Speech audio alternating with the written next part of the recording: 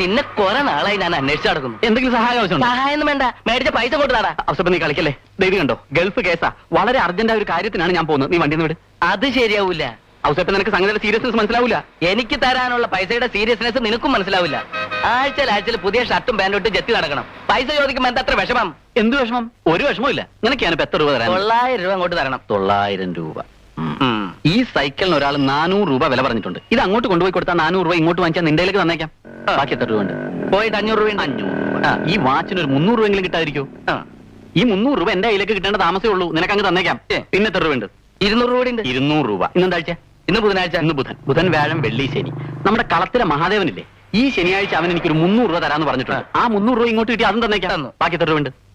ബാക്കി 100 രൂപ ഞാൻ അങ്ങോട്ട് തരാം. എനിക്ക് തരണം. അതെപ്പോ തരും?